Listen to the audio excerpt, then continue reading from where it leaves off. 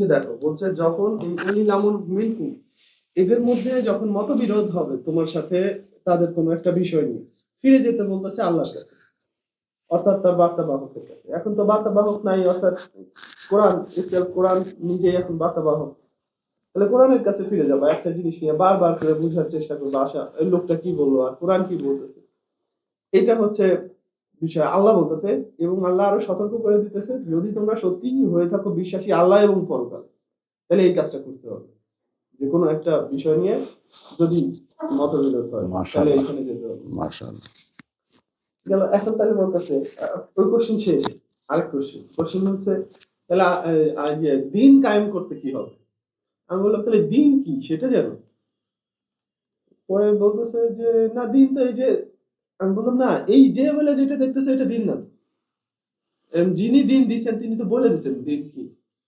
পরে আল্লাহ কি করে আমাকে ওটা মনে করায় দিল আমি জানি না, ওই যে সূরা সূরা ওটা 13 তে নিয়ে গেল যে দেখো দিন আল্লাহ বলতেছে আকিমাদ দিন, এই দিন আল্লাহ শরীয়ত দিছে মানে অবকাঠামোও দিছে দিনও দিছে।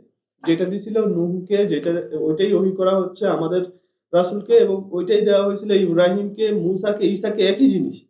এবং আল্লাহ তো বলে দিলেই পারতেন যে আকিমুদ্দিন এটুকুই তো শেষ কথা ছিল, এই দিনটাই বাস্তবায়ন করো। এরপরে আবার আল্লাহ বাড়তি করে আরো বলতেছে যে এর মধ্যে কোনো ফারাক করো না, পার্থক্য করতে চাই না। মাশাআল্লাহ মাশাআল্লাহ। তো দিনের ব্যাপারে আরেকটু থাকে তোমার ওই কি জানি বলে, ওখানে ঘাটতি যেটা থেকে যায় সেটা হলো যে দেখো তুমি কি বলছো, দুইটা শব্দ দাঁড়াও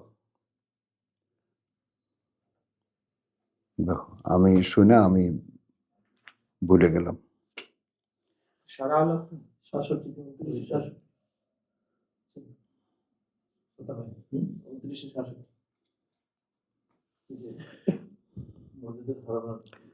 কি প্রসঙ্গটা কি বলছিল জানো, ওখানে এক দুইটা শব্দের মানে কি অবকাঠামো না পরিকাঠামো, অবকাঠামো নির্মাণের ক্ষেত্রে শব্দ ব্যবহৃত, আর পরিকল্পিত কাঠামো যেটা সেটা হলো প্ল্যান, পরিকাঠামো। এই শব্দটার একটা সংশোধনী, আর হলো যে আর ওইটার আরো গ্লোরিয়াসলি তোমার আরো মানে ডিপলি এস্টাবলিশড হয় যদি তোমার ওই আসো, মায়েদার ৬৭-তে আসো, যে আল্লাহ দিন কায়েম করতে বলেননি, বলেছেন কিতাব কায়েম করতে। সুন্দর, মানে আমি তো ওইটাই বললাম আর কি, যে আমি শুধু এডিশন করলাম, একটু এডিশন লাগাই দিলাম। আবার এই প্রশ্নের মুখে তো কতবার পড়বা, 1000 বার পড়তে হবে তোমাকে। এগুলো সৌরভ, এগুলোই সাইন যে মানুষের কৌতূহল জেগেছে। আমি দুপুরের সময় খাওয়ার পরে একটু টিভি দেখতেছিলাম, তো খাওয়ার আগে সরি, বৈষম্য বিরোধী অথবা নাগরিক কমিটি নতুন যে হয়েছে তাদের একজন দাড়িওয়ালা, তার সাথে আলোচনা হচ্ছে আপনাদের কি প্ল্যান এটা সেটা। দে আর ভেরি স্ট্রং। আমার কাছে অবাক লাগে যে তারা খুব সহজে ছেড়ে দেবে না কোনো কিছু, বুঝছেন, খুব সহজে কিছু ছেড়ে দেবে না। তো সবার কাছেই একটাই বক্তব্য যে আমরা পুরনো রাজনীতি হতে দেব না। এই দেখেন পুরনো রাজনীতি মানে দলাদলি, জামাতও দলাদলি, বিএনপিও দলাদলি, আওয়ামী লীগও দলাদলি করেছে। হ্যাঁ, তো দলাদলি সেই মাস্তানি হবে, দলাদলি হবে, বুঝছেন। তো আর হতে দেব, আমরা হতে দেব না। হ্যাঁ ঠিক আছে, আমি ওটা বলি নাই কথাটা, আমি ওটা বলিনি মোস্তাক ভাই। আমি বলতেছি যে বিষয়টা দেখার এই যে কোনো একটা পুরনো জিনিস আপনি ভাঙবেন, কি এক্ষুনি হবে, হয়তো আপনি ভাবতেছেন এইটা বানাবো, আদৌ সেটা হবে না, হবে আর একটা, কিন্তু কোশ্চেন হলো যে পুরনো রাজনীতির আবেদন যেটা সেটা আসলে নষ্ট হয়ে গেছে, পুরো নষ্ট হয়ে গেছে একেবারে। এই দলবদ্ধভাবে একটা কিছু করা, এটা শেষ, এইটা আর হবে না সাধারণ মানুষের বেলায়, এটা আর হবে না। আর যদি কোনো রকম মনে করেন এই ইউনুস মিয়া এদেরকে এটা গুছিয়ে গেছে রাজনৈতিক কাঠামো করে দিতে পারে, আর এরাও সেরকম জায়গায় যেতে পারে, বেশি না, 30-40টা সিট হইলেই যথেষ্ট, সংসদ হিলায় দেবে। আসলে কেউ শান্তিতে রাজনীতি দেশে করতে পারবে না। না, আমি কালকে আমার ছেলের সাথে অনেকক্ষণ এই নিয়ে কথা। আমি বললাম যে সংস্কারটা হতে হবে এইভাবে।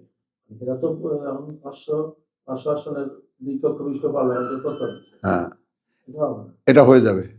না, এটা করবে। হ্যাঁ, এতে এগিয়ে আসবে না।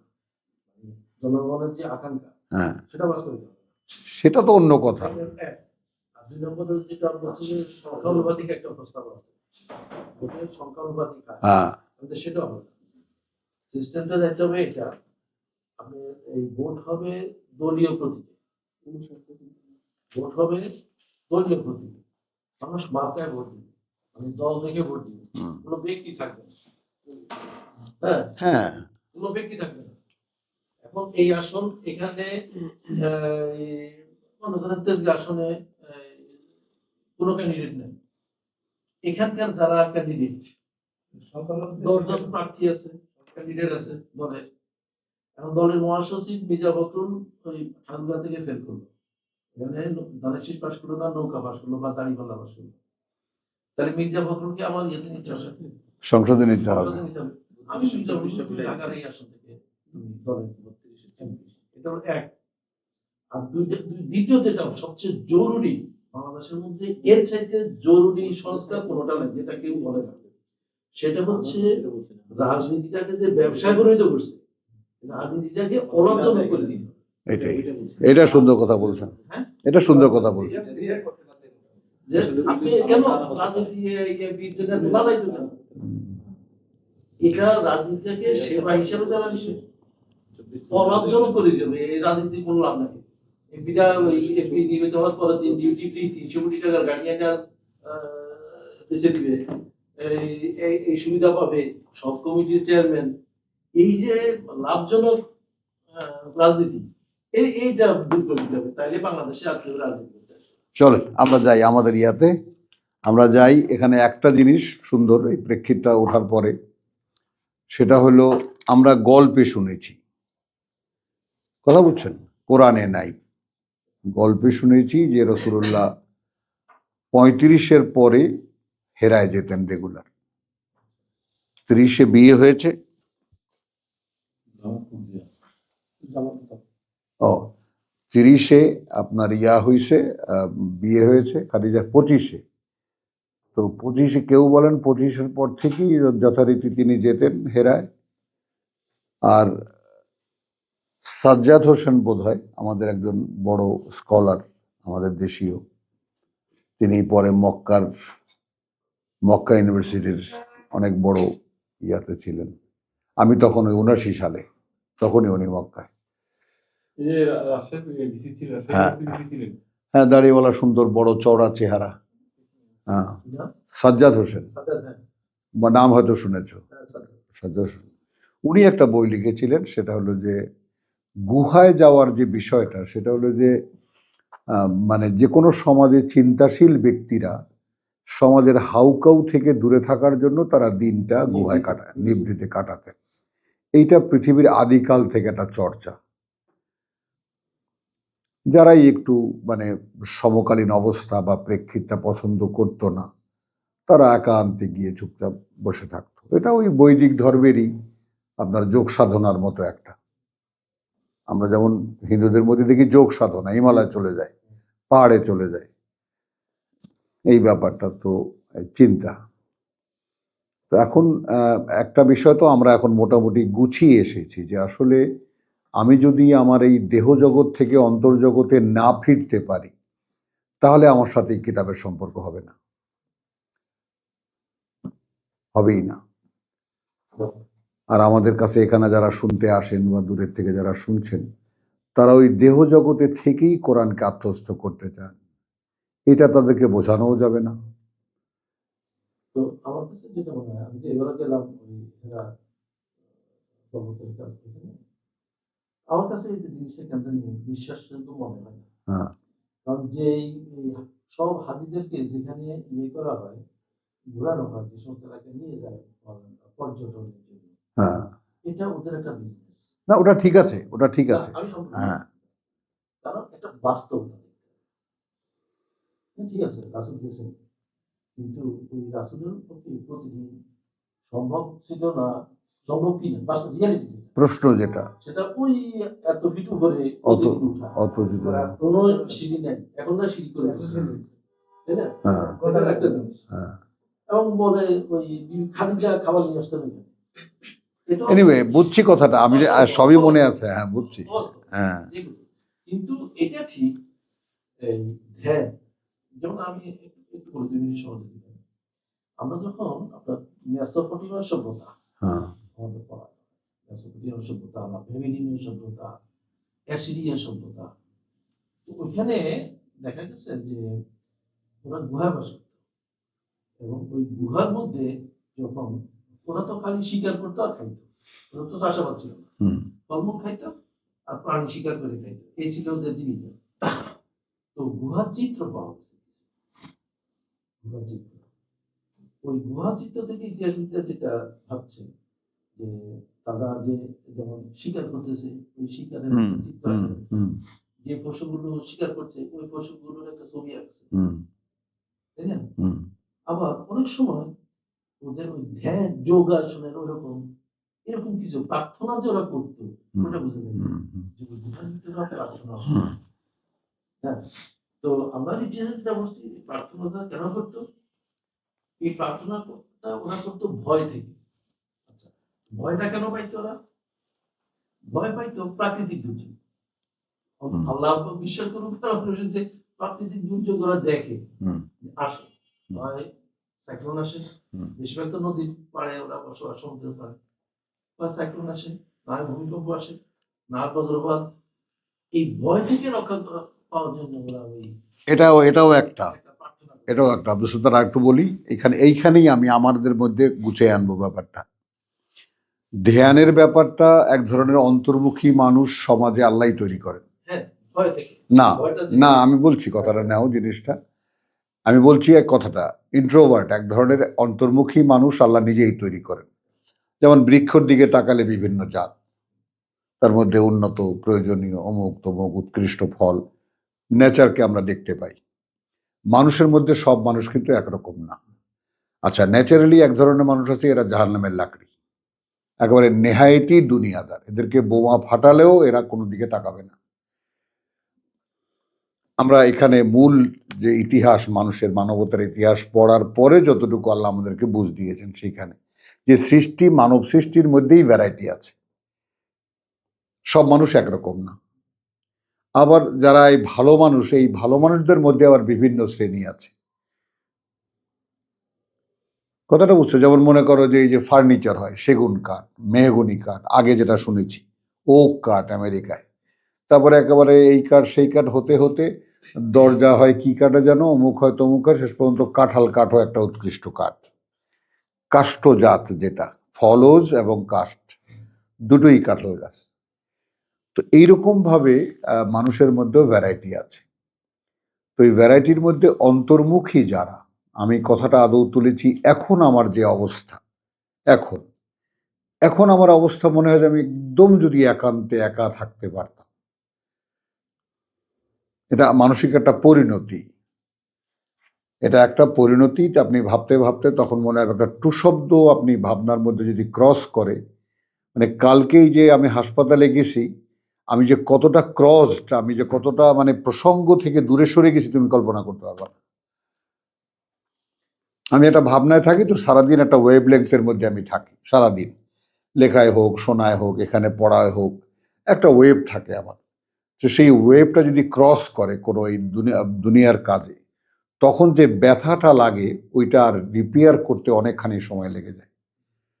আজকে পুরো দিনটা আমার এলোমেলো হয়ে গেছে, পুরো দিনটা কোনো কারণ নেই, আমি সেই একই টেবিলে বসা, একইভাবে চলছি, কিন্তু আমার এরকম একটা, কিন্তু আমি মন লাগাইতেই পারিনি। আমি তো আগে ঘরে থাকতাম, তো বাইরে থাকতাম বেশি। এখন আমার ছোট যখন বাইরে গেছিলাম, না তো বাইরে গেলাম না কেন, ভালো লাগে না। হ্যাঁ, এই যে আমি মানে গত একেবারে একেবারে মানে এমন দিন যায় যে আমি দরজা খুলে দরজার বাইরেও বাইরে গরমিতে। আমার আর এখন এটাই এখন বললি যে এমন একটা সময় আসে, মানুষ যখন অন্তর্মুখী হয় তখন এখন আমরা কোরআন পড়তে এসে আমরা ওই সংজ্ঞায় অন্তর্মুখী বহির্মুখী ওদিকে না গেলেও, ইন্ট্রোভার্ট এক্সট্রোভার্ট ওদিকে না গেলেও আমরা ব্যাপারটা বুঝতে পারি যে আসলে ভিতরেই সব, একটা মানব অস্তিত্বের ভেতরেই সব ভাবনা, চিন্তা, শোনা, বিবেক, বিবেচনা, ভেতরেই সব, যেটা অদৃশ্য। Total curriculum of inner faculties are unseen. তার সাথে বিশ্বাস রাখতে বলেছে, তার সাথে বিশ্বাসকে যুক্ত করতে বলেছে, সম্পর্কটা তার সাথে। হ্যাঁ, না, জিনের তো দরকার নেই। আমি, আচ্ছা, সুন্দর প্রশ্ন, সুন্দর। হ্যাঁ, পারবে, পারবে যে সে তার দেখতে পাবে যে একটা ডিস্টার্বিং এলিমেন্ট করছে তাকে ডিস্টার্ব। বলছি কথাটা এখানে আবার আমরা যে, হ্যাঁ শুনছো না, না, হ্যাঁ, মানে এমনিতে তো মনে করে যে কোয়ান্টাম আলারা, শিল্পা মেথড আলারা যারা ব্যবসা করে খাচ্ছে, এরা তো দেখিয়েই দিচ্ছে হাতে হাতে যে তুমি দেহটা তুমি না। এটা তো এখন আর কোনো রহস্য নাই, এখন এটা মানে গয়রহ হয়ে গেছে ব্যাপারটা। বুঝলে, তোমার দেহটা তুমি না, যে দেহটা দিয়ে তুমি তোমার নিজের পরিচয় দাও, ওটা আসলে তুমি না। হ্যাঁ, তুমি না। তো মন নিয়ন্ত্রণে, আবার মনেরও আবার নিয়ন্ত্রণের একটা ব্যাপার আছে। তো এই সমস্ত ব্যাপারগুলো এখন মানে ইউজ টু হয়ে গেছে, মানুষ এখন বাইরে চলে আসতেছে। আর আমাদেরকে আমাদের পাঠ্য যেটা শেখায় সেটা হলো যে তুমি এই তোমাকে অন্তর্মুখী করে দেবে। কথা বলছো, শুধু সিম্পল। যেমন দেখো, কৌশলটা একটু খেয়াল করো, কোরআনের পড়া আছে, বোঝা নাই। বলেন ভাইজার কথাটা, করছে কারা? ধর্মীয় লোকেরা। বুঝতে পারবা না, পারবা না এক ধরনের, যাবা না, গেলে পথভ্রষ্ট হয়ে যাবা, ইত্যাদি ইত্যাদি, মানে কত দুঃসাহসিক কথাবার্তা আল্লাহর দেওয়া জ্ঞান সম্পর্কে বলা হচ্ছে। আর একদল আছে যারা তারা একদম ডিভিশন করে দেন যে পৃথিবীতে প্রজ্ঞা বলে বাংলায় একটা শব্দ আছে, প্রজ্ঞা। তো সেই প্রজ্ঞাটাকে তো আসলে জ্ঞানের যেটা, মানে জ্ঞানই ব্যাপারটা। তো জ্ঞান যেখানে থিতু হয়, জ্ঞান যেখানে করে, আসন গাড়ে, একজন মানুষ জ্ঞানী কাকে বলে? যে জ্ঞানকে ধারণ করতে পারে। আমরা সাধারণ যারা, তারা অনেক জ্ঞানের কথা শুনি ভুলে যাই, রাখারও চেষ্টা মনে করি না। কিন্তু জ্ঞান যারা একেবারে সাধনা করে রীতিমতো, যারা জ্ঞানী হিসাবে সমাজে পরিচিত, তাদেরকে আমরা এক কথায় বলি প্রজ্ঞাবান মানুষ। তো এই প্রজ্ঞার যে বিষয়টা, সেটাকে আমরা যদি এইভাবে দেখি, তাহলে দেখব যে একটা হলো পৃথিবীতে দুইটা সোর্স, এটা এস্টাবলিশড। একটা হলো অ্যাকোয়ার্ড নলেজ, একটা হলো রিভিলড নলেজ। এখন এই রেভেলেশনের ব্যাপারটা আমরা একদম দেখি প্রথম মানুষ থেকেই শুরু হয়েছে। যারা আমরা মানুষের ইতিহাস, যেটা একদম অথেন্টিক ইতিহাস, যেটা মানবতার যে অথেন্টিক ইতিহাস, যেটা বিশ্বাসযোগ্য এবং নির্ভুল ইতিহাস, সেটা এই কিতাব। তো সেখানে আমরা দেখি যে আসলে রেভেলেশন একেবারে প্রথম মানুষ থেকেই শুরু হয়েছে। তো আপনি যদি সেই ঘুমে যেন না ধরে, আপনি যদি সেই সূত্র ধরে এগিয়ে আসেন, এই পর্যন্ত এগিয়ে আসেন, তাহলে জ্ঞানের দুটি ধারা স্পষ্ট। আব্দুল সত্তার, তো তুমি যার উপরে পিএইচডি করেছো সেটা হলো অ্যাকোয়ার্ড নলেজের উপরে। না না, কথাটা নাও না ভাই। আরও আমরা পৃথিবীতে যারা সায়েন্সের করে, গবেষণা করেন বা আরও উচ্চতর শিক্ষা গ্রহণ করেন, তারা সব কিন্তু আসলে করেন অ্যাকোয়ার্ড নলেজের উপরে, যেটা মানুষ অর্জন করেছে অভিজ্ঞতার আলোকে, তাই না? এখন এই অভিজ্ঞতার আলোকে যে অর্জন করেছে, সেটাও মানুষ ভুলে যায়। এখানে মানুষ তার নিজের ক্রেডিট দেয়, কিন্তু আসলে প্রকৃতি যদি স্থির না থাকতো,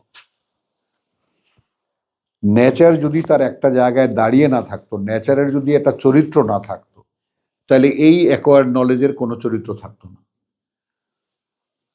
হতোই না, হতেই পারতো না। কিন্তু অভিজ্ঞতা কেন ঠাঁই পায়? যেহেতু নেচার এক জায়গায় দাঁড়ানো, নেচার বদলায় না, প্রাকৃতিক বিধিগুলো যার জায়গায় দাঁড়ানো। এটা এরকম হলে এটা হবে। দেখতে দেখতে দেখতে এক সময় একদল লোক দাঁড়িয়ে বলে যে না, এটা এটা আসলে এটাই। তো এই অ্যাকোয়ার্ড নলেজের ডেভেলপমেন্ট আমরা সায়েন্স বলি আর বিজ্ঞান বলি, যাই বলি, এটা। কিন্তু সবচেয়ে দুঃখজনক কথা হলো যেটা হতে দেয়নি ধর্মীয় মানুষেরা, রিভিলড নলেজের কোনো প্র্যাকটিস হতে দেয়নি, কোনো দিনই না। এবং সেটাই 213 সূরা বাকারা।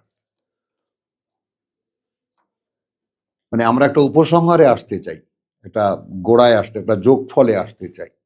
তাহলে আমরা এটা দেখলাম পরিষ্কার যে একাধারে চলেছে মানুষের সেই পাথরের গায়ে পাথর পড়ে আগুন জ্বলা থেকে নিয়ে আগুন জ্বালাবার সিস্টেম, এগুলা শেখা থেকে নিয়ে সেই পুরনো পাথরের যুগ, নতুন পাথরের যুগ, এইগুলো আমরা দেখতে দেখতে আমরা আসছি, বা মানুষ যেটা অ্যাকোয়ার্ড করেছে যে ঠিক আছে এইটা এইভাবে হয়। আরেকটা জিনিস যে রেভেলেশনকে সম্পূর্ণ মানবীয় জ্ঞানের বাইরে রাখা হয়েছে, যেহেতু ধর্মীয় লোকেরা এর মাঝখানে দাঁড়িয়ে গেছে। অদৃশ্য জগৎ সম্পর্কে কিছু জানতে চাইলে আমার কাছে আসো। এখন মানুষকে আল্লাহ যে শ্রেণীবদ্ধ করেছেন সেটা এরকম যে একদল লোক বলবে আর বাকিরা শুনবে, এটা নেচার। আসেন, মানুষ অনুসারী হতে চায়, কথা বলছেন। এটা ক্লাস 6-এর আমার বাচ্চাদের একটা বই ছিল, আপনার ইংলিশের বই, কি নিউ ইংলিশ ফার্স্ট, ইংলিশ লিটারেচারের বই। সেখানে একটা কথা আছে এরকম যে মানে heroes can't be builded up, heroes can't be builded up, নায়কদেরকে তৈরি করা যায় না, হিরোজ বর্ন, হিরোরা জন্মায়। তো এটাও নেচার। তো ঠিক ওই দৃষ্টিকোণ থেকে আপনি যদি কোরআনের হিরোদেরকে আপনি দেখেন, দে আর রিয়েল হিরো আর দে। নবী রসুলদের কথা যাদেরকে, যারা স্বয়ং সৃষ্টিকর্তার মনোনীত, তো হিরোইজম বলতে আসলে যা বুঝায় সেটার বিকৃত প্রেজেন্টেশন এখন আমাদের সাথে মিশে গেছে। কিন্তু তুমি যদি মানবতা নিয়ে ভাবো, অর্থাৎ মানুষ আর মানবতা দুইটা কথা কিন্তু এক না, বুঝেছ? তো তুমি মানবতা নিয়ে ভাবলে তখন তুমি দেখবা যে এইখানে একটা হিরোইজমের ভূমিকা আছে।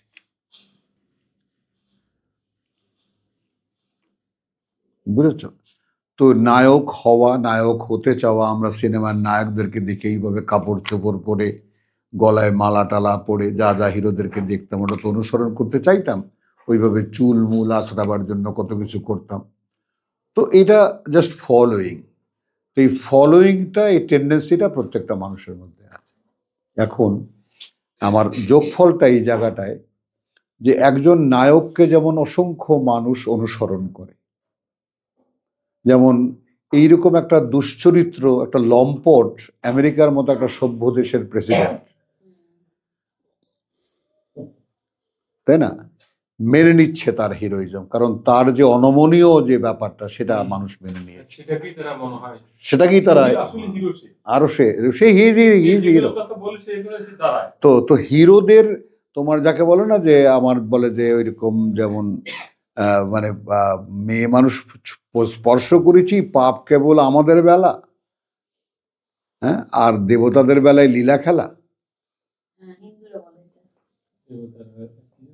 দেবতারা ওই যে মানে শ্রীকৃষ্ণ যে লীলা করে, কৃষ্ণ লীলা, শ্রীকৃষ্ণ যে লীলা করে শত নারী নিয়ে, তো সেটা দেবতাদের বেলায় লীলা খেলা, আর আমরা একটু ছুঁয়েছি বলে আমাদের পাপ কেবল আমাদের বেলা। বুঝছো জিনিসটা? তো এই কথাগুলো দাঁড়িয়ে যাওয়া কথা। তো এখন আমরা যেখানে এসে গেছি সেখানে হলো যে মানে আমি ওই কথাটা ভুলতে পারি না, যেমন সূরা নাসরে যে কথা আল্লাহ বলেছেন যে যা যা নাসরুল্লাহি ওয়াল ফাতহ, ওইটার বাস্তবতা আমি প্রথমে চিন্তা করেছি, তারপর অনুধাবনের চেষ্টা করেছি, তারপর অনুভবের চেষ্টা করেছি, এরপরে আমি ওর বাস্তবতা একেবারে দেখতে চেষ্টা করেছি আসলে বিষয়টা কি। যখন সাহায্য আসবে আল্লাহ তখন বিজয় হবে। এই বিজয়টা কার উপরে? কার উপরে? কার? কোনো সমাজের বিরুদ্ধে কোনো সমাজের? অথবা, কথা বুঝছো, মানে এটা একটা প্রশ্ন। তো সেখানে দেখা গেছে সমাজের বিরুদ্ধে সমাজের বটে, কিন্তু ব্যক্তি হলো এখানে প্রধান। তো ওখানে এই সংজ্ঞাটা দেওয়ার পরে তখন তুমি দেখবে মানুষ এসে প্রবেশ করছে আল্লাহর দ্বীনে দলে দলে। তাদের কিন্তু পিউরিফিকেশনের প্রশ্ন নাই, Spontaneous. যে স্পন্টেনিয়াস দে আর কামিং, তারা আসছে এবং আসছে। এইটা হলো সমর্পণ এবং মানে যাকে বলে যে মানুষের আগমন, এইটা প্রক্রিয়া করেছিলেন আল্লাহ তার দিনের। একজন মানুষ দ্বারা দাঁড়াবে, ওকে দেখে সবাই আসবে। spontaneously আসবে। এখন মনে করো এই কালের আমাদের এই সময় আমাদের আয়োজন অবলম্বন অনেক। এখন এইখানে শ্রদ্ধার সাথে স্মরণ করতে হয় মৌলানা ওয়াহিদুদ্দিন খান সাহেবের, দিল্লির। উনি যেটা বলেছেন যে 1000 বছর যাবত আমাদের আলেমরা চিন্তা করেছে ইখওয়ানুর রসুল নিয়া, একটা হাদিস নিয়ে। একটা হাদিসে আছে যে ইখওয়ানুর রসুল, রসুলের ভাই। তো রসুল যখন বলেছেন তখন বলেছেন যে ইয়া রসুল্লাহ আমরা কি আপনার ভাই না? সাহাবারা বলেছে। তখন বলেছে না, আন্তুম আসহাবি, তোমরা আমার সহযোগী, তোমরা আমার বন্ধু সহকারী, কিন্তু আমার ভাইয়েরা আসবে যখন কেউ থাকবে না আমার মতো। তখন সব কথা কথা নয়, সব কথা যেমন ফেলেও দেওয়ার নয় আবার নেওয়ারও নয়। কথা বুঝছো? ওখানে দুইটা কথা। রসুলের তো কথা, তার সাথে শয়তানের এলকা আছে। এটা তো কোরআনের দ্বারা আমরা কি পাই? ওই কথাগুলোর মধ্যে রসুলেরই কথা। তার মানে রসুল বলেননি এমনটাও বলা যাবে না, বলেছেন। আর যেদিন নিজে বলতে গেছেন তখন একটু গুড় লাগিয়ে দিয়েছে শয়তান, বা একটু টক লাগিয়ে দিয়েছে, যাতে সালাদ লাগিয়ে দিয়েছে, এই ব্যাপারটা যাতে আকর্ষণীয় হয়, জুখরফল কল হয়। তো এই সময়টা চেতনাগতভাবে খুবই খোঁচা খাই আমরা, যে আমরা যেন কেউ নিরাশ না হয়ে ছেড়ে না দিই। কারণ পৃথিবীতে একটি কাজ যার সার্থকতার ব্যাপারে কোনো সন্দেহ নেই,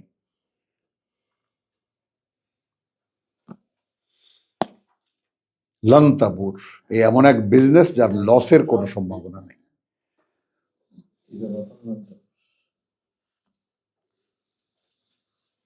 বোঝেন এটা? তো যে যেখান থেকে যেভাবে মানে পেরেছেন, যেমন আমার এই স্বাধীনতার পরে আমরা বেকার কতগুলো ভাই, আমার একটা ভাই চাকরি করে খালি, বড় ভাই পিএলআই। তো তিনি এসে রোজ গল্প করতেন। পিএলআই বাইতুল মোকাররমার post, general post office Gulshan পাশাপাশি না, কত মানুষ ফুটপাতে এটা করে সেটা করে, তোরা ঘরের মধ্যে বসে হ্যান করো স্ট্যান্ড করো, সেটা দিতে চিল্লাচিল্লি করতেন ঘরের মধ্যে। তো একটা মুদি দোকান ছিল আমাদের দেশীয় একটা ছেলেকে আমার ভাই বসায় দিয়েছিল। তোর দোকান থেকে সব দোকান বন্ধ কর, সব টেবিল একটা নিয়ে বাইতুল মোকাররমে দাঁড়িয়েছে।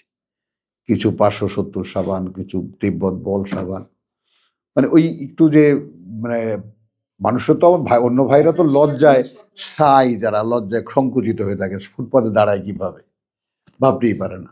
আমি তো বেহায়া, আমার তো শরম গরম নাই, দাঁড়িয়ে গেছি। এই 1.5 ঘন্টার মধ্যে নাই, এই সাইকেল নিয়ে ছোট ভাইকে পাঠালাম মৌলভীবাজার, সেখান থেকে আনলো। 8 বার বাজারে পাঠিয়েছি সেদিন, 150 টাকা নিয়ে ঘরে আসছি, নগদ লাভ। বাবা, আমার বড় ভাই বেতন পায় সব সাকুল্যে 120 টাকা না 125 টাকা। বাবা 175 টাকা থেকে নেয়। হ্যাঁ। ওই সময় বাংলাদেশে। মাসে। হ্যাঁ, বুঝো না, মেস ভাড়া 10 টাকা 15 টাকা মাসে মাসে। যাই হোক, 150 টাকা নিয়ে আসছি আমরা। এরপরে আমার দোকান, আমার ফুফাতো ভাইয়ের দোকান, আমার পুরো বাইতুল মোকাররম আমার দখলে চলে আসলো। এই যে আজাদ প্রোডাক্ট, আমার পিছনে দাঁড়ায় দাঁড়ায় এই ক্যালেন্ডার বেচতো এরকম 2 আঙ্গুলে। চলো আস্তাগফিরুল্লাহ। তো নবযুগের এই যে সূচনা, সেই সূচনাটায় একটু খেয়াল করো। এই পাবলিক এই যে রেভলিউশনটা হলো, এটা আমি ওদের চোখে, ওরা যা দেখে ওরা দেখুক, আমরা কি দেখবো এখান থেকে? আমরা আল্লাহর আয়াত দেখবো, যে একটা নবযুগের সূচনা আমরা দেখতে পাচ্ছি। মানে এই সূচনাতে আমরা কেউ আল্লাহর কিতাবকে এই পাবলিককে ধরাতে পারিনি। ধর্মীয় লোকেরা ব্যর্থ হয়ে গেছেন, তারা এই সময় তাদের বার্তাটা পৌঁছাতে পারেনি। তো এখন এমন একটা গ্যাপ, এমন একটা মানে কথা বলছো যে আমাদের একটা বড় সুযোগ সামনে আছে, কিন্তু আছে। হ্যাঁ, সুযোগ আছে না, শুধু নিশ্চিত সে সুযোগ। কারণ বিশ্ব মানবতা দিশাহারা এখন। আমাদেরকে আল্লাহ তৈরি করছেন, আমাদের দিকে আল্লাহ না তৈরি করছেন, আমাকে তৈরি করছেন কিনা এই মনিটরিংটা আপনার আছে কিনা, ওইটা আমার কথা। মানে আর কি আল্লাহ অলৌকিক ভাবে কিছু লোককে কিতাব দিচ্ছে, হ্যাঁ, আমার দূর দূরান্ত থেকে ফোন আসতেছে, জানো জানো মানুষকে। জসিম ভাই এটাকে হয়তো আরো পালিশ করে লিখতে পারবে যে তুমি মিডিয়ার সাথে জড়িত। দেখেন মূল জায়গায় কিন্তু একটা কথা এখন বলুন, যেটা আপনি রাজনীতিটা আমরা যখন দেখছি ওস্তাদের বাবা যখন করছে রাজনীতি, তখন এটা কি ব্যবসা ছিল না সেবা ছিল? সেবা ছিল। শেরে বাংলা ফজলুল হক যখন করেছে- সেবা মানে হ্যাঁ, শেরে বাংলা ফজলুল হকের কথা আমরা চিন্তা করি। আমাদের তো একেবারে পূর্ববঙ্গ প্রজা পার্টি, কৃষক প্রজা পার্টির সে প্রতিষ্ঠাতা, তাই না? কৃষক ঋণ সালিসি বোর্ড তখন যারা এই রাজনীতি করছে আপনার খাজা খয়ের আরে আর এত ইতিহাস গড়ে না, সংক্ষেপে বল, সবাই জানি আমরা। দেখেন এটাতে পরিবর্তন করে কি রাজনীতি আর ব্যবসা। আপনি 1 কোটি টাকা বিনিয়োগ করে একটা মেম্বার হবেন, আপনি 100 কোটি টাকা। বাস, চলো আস্তাগফিরুল্লাহ। একটা জায়গায় সংস্কার করলে সব বন্ধ। ঠিকানা বলো, ঠিকানা। কোনো সংস্কার নেচার করে, মানুষ সংস্কার করতে পারে না, মানুষ ভাঙতে পারে, ওইটাই সাইন। আমি শুধু ওইটাই বলি। সংস্কার যেমন নেচার এখন সংস্কার করতেছে ক্যালিফোর্নিয়া। ওটা তো না, ওটা তো শুধু জাস্ট ভাঙবেই। না, ওটা ওটা সমকামীদের হ্যাঁ, দেশ ছিল, না, ওটাও কিন্তু না, তাই। ওখানে আমরা কি আল্লাহর কোনো আয়াত দেখতে পাচ্ছি যে এই যে নিরীহ মানুষগুলোকে মারছো? শুধু সমকামী না, মারছো, ক্ষতিপূরণ দাও টোটাল পর্নোগ্রাফিটাই তো ওইখানে, ক্ষতিপূরণ দাও। ক্ষতিপূরণ দিচ্ছে তারা। ওইরকম মনে করো ফিলিস্তিন তৈরি করা যাবে যে টাকা ওখানে গেছে। চোখে পড়ার মতন না। এখনো শেষ হয়নি। না, আরো আগাম বার্তা নিয়ে আসবে। ভাই আমরা ওই যে আমরা কোরআনে পড়তেছি না যে আল্লাহ ওই যে তাদেরকে এক রাতের মধ্যে ক্যাপসাইজ করে ফেললো, উল্টাই দিল, তাই না? এখানে কেউ ছিল, শোয়েব আলাইহিস সালাম বলে এখানে কেউ ছিল, বুঝাই গেল না। লূত আলাইহিস সালাম কেউ বুঝাই গেল না, আবার সবারই বেলাতে তাই হয়েছিল, তাই না? অর্থাৎ এমন ভাবে তাদের দৃষ্টান্ত সৃষ্টি করা হয়েছে যেটা চোখে পড়ার মতো। এখানেও তো ঠিক তাই, একটি শহর এত শানদার, এত কিছু, এটা এইভাবে কোনোদিন কোনো মানুষ লাগাই দিলে এই আগুন হতে পারে না। এটা কোনোদিন কোনো মানুষ একবারে এইভাবে কত ডিস্টেন্সে বাড়িগুলো। আরে ডিস্টেন্সে বাড়িগুলো, আমি হাঁ করে তাকায় দেখি বাড়ি এই ওই রাস্তার উপরে একটা গাড়ি, ওই আগুন ওখানে গেছে কিভাবে? এই কন্টিনেন্টে একটি মাত্র মানুষ পরিচিত যে কথা বলছেন? হ্যাঁ, এগুলো মানে না দাঁড়াও, না কিন্তু আমি শেষ করবো, শোনো, আমি একদম ওয়ার্নিং দিচ্ছি, অর্ডার। সেটা হলো অর্ডার বলে শেষ করছি এইভাবে। কোরআনে একটা শব্দ আছে ইন্তেকাম। আল্লাহ অধিকারী প্রতিশোধ আল্লাহ নেন, এবং এইটা কেউ দেখে না। প্রতিশোধ আল্লাহ একদম রীতিমতো নিতে থাকেন, রীতিমতো।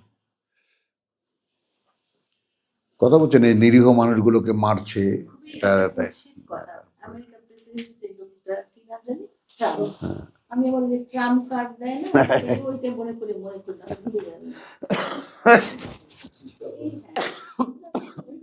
প্রথমবার প্রেসিডেন্ট হলো তখন তাকে জিজ্ঞেস করেছে, তার মেয়ে তার সাথে রয়েছে, স্ত্রী রয়েছে, জিজ্ঞেস করছে না, ইন্টারভিউতে জিজ্ঞেস করছে সাংবাদিকরা যে আপনার ফ্যামিলি যেহেতু আছে, আপনার মেয়ের সাথে আপনার কি সবচেয়ে বেশি মিল, বাবা কন্যার মধ্যে একটা যে মিল থাকে না, সে কি এক মানে এটা কি ধরনের ইয়ে আছে যে আপনার মেয়ের সাথে আপনার কি সবচেয়ে বেশি মিল?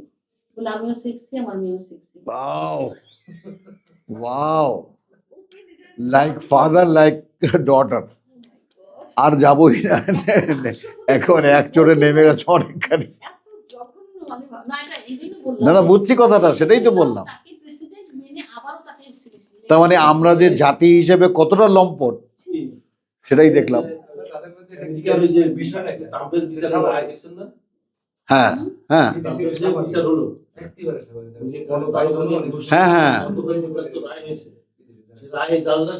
মানে প্রেসিডেন্ট না হলে তাকে জেলে থাকতে হতো এখন সোজা।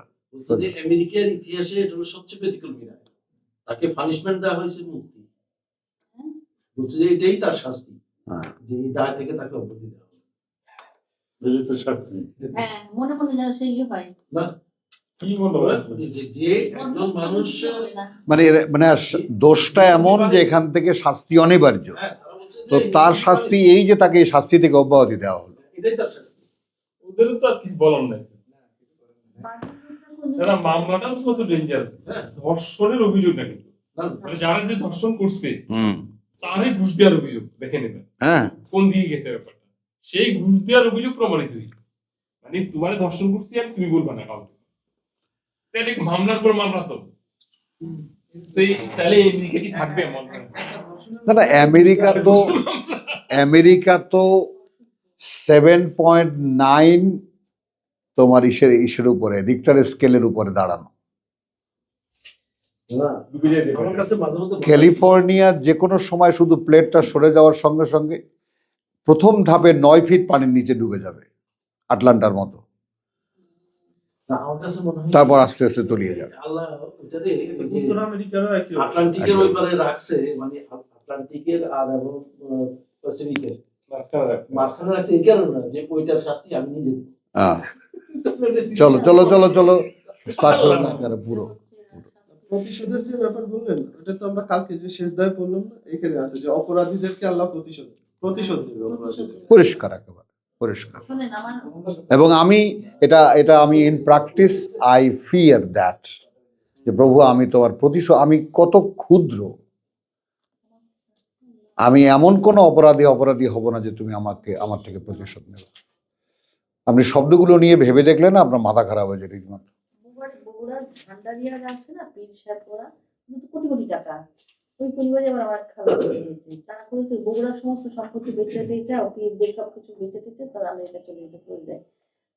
কিছুদিন আগে ফ্লোরিডা একদম পুরো ভেসে একদম তুলাধুলা করে নিয়ে চলে গেছে না, খালা আমাদের সবকিছু নিয়ে চলে গেছে। তাহলে খুব ঠিক হয়েছে উনি ভাই একটা কথা বলছেন, তাদের অপরাধটা আমার ব্যক্তিগত মতামত, এটা আমার কাছে বড় অপরাধ মনে হয় না। কারণ হলো কি, তারা মানবিক দিক, স্বীকার করে। সত্য সবকিছু তাদের ঠিক আছে, শুধু সেক্সুয়াল যে জিনিসটা তাদের এটা অপরাধ। এই ইব্রাহিম, ওরা নিকৃষ্ট মানুষ, তোমার আগে এটা সংশোধন করো। কোনো মানবতা ওদের মধ্যে নেই, তুমি কল্পনাই করতে পারো না ওরা মানবতার দিক থেকে কত নিকৃষ্ট। একটা শো বানায় রাখছে ওরা। ফাসেক যে শব্দটা আছে, এই ফাসেক শব্দটার সাথে মুসলমানরা যেভাবে জড়িত, হ্যাঁ। এইরকম তাদের মধ্যে না না, এরা তো আমায় না, ও তুমি আরো বড় কথা, এরা তো জাহান্নামের লাকড়ি, আমার কথাটা বোঝো। কিন্তু এদেরকে দেখে আমরা তো কিছু শিখি না, আমরা তো কিছু শিখি না। জাহান্নামের লাকড়িদের উপরে আল্লাহর এক্সপেরিমেন্ট চলতে থাকবে কেন? বিশ্বাসীদের শেখাবার জন্য। বিশ্বাসীরা শিখছে কোথায়? তাহলে সেটা যদি তাই যদি হয় তাহলে আরব দেশে হচ্ছে না, এরা হ্যাঁ। ফাসেক হলো না কিভাবে? এরা জনগণকে দেখাচ্ছে, এরা জনগণকে সাহায্য করে, পিছন দিয়ে আবার আরেক দলকে বলতেছে মারো ওদের। বলে কি ইসমাইল এটা ফাসেকের দেখছেন না? এই আমরা কিন্তু আড্ডায় ঢুকে যাচ্ছি। ঠিক আছে, ওদের অমানবিকতাটা কিন্তু ওদের নিজের দেশের মানুষের প্রতি না, ওদের সারা বিশ্বের প্রতি অমানবিক। তাহলে শোনো, ওদের মানবতা যে তুমি বললে ওদের দেশে, আমি বলে না, ওটাও শো। ওটাও শো, ওটাও শো। তারা ওই যে নিগ্রো একটা ওই যে একটা পুলিশ হাতে দিয়ে গাড়ি দিয়ে ঠিকানা বলো, শুরু না করলে থামবে না, শয়তানে পেয়ে গেছে।